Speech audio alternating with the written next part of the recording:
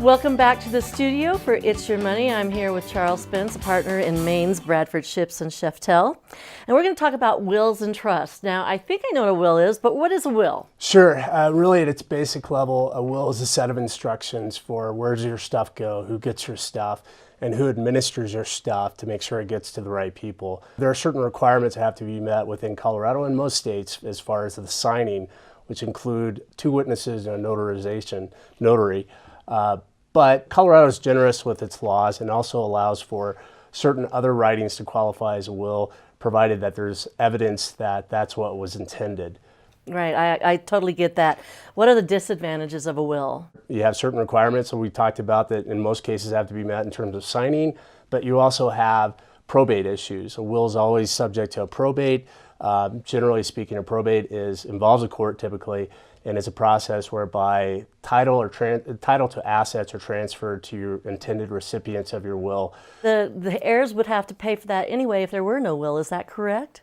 That's right, and but there are other ways and methods I think that can be more efficient depending on the circumstances. And obviously one of those is a trust. If you have assets that are actually transferred into the trust, funded within the trust, and you can avoid probate in that instance. Tell me a little bit more about a trust and what's the difference between a will and a trust? I'm not quite getting it. Sure. Well, a trust is essentially an entity that's established, and you have a set of instructions with that. You transfer your assets to that entity, and a person or company is actually designated to carry out your instructions as a trustee.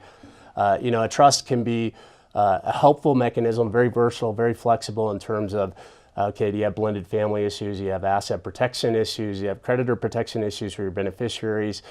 So it can go a step beyond your typical will structure and simplified planning and address more complicated or interesting scenarios you may have to address. Well, so how does that work though? Don't you want to keep your stuff in your name until you're almost dead, or do a lot of people set up trusts a lot earlier? Well, I think that there's a lot of misconceptions perhaps about a trust and some fear about giving up control of assets. Trusts do not have to involve relinquishment of control.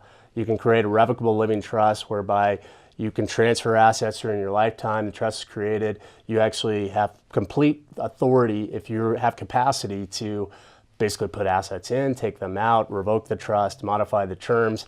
When is a good time to put together a trust? It depends on your circumstances. Often it's better to start your planning, no matter what you're doing, early. The earlier the better, rather than waiting until issues arise.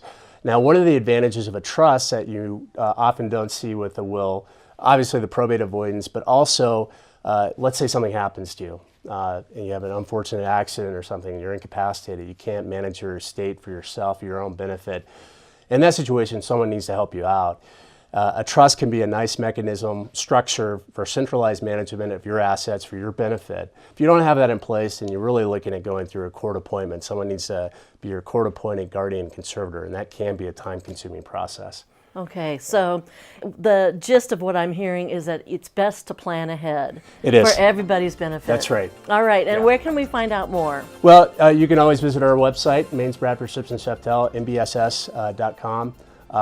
And also, other resources are available on the internet and elsewhere. But I think it's important to at least talk with a professional advisor about what you're intending to accomplish. All right. Thank you very much for joining us today, Charles, for It's Your Money.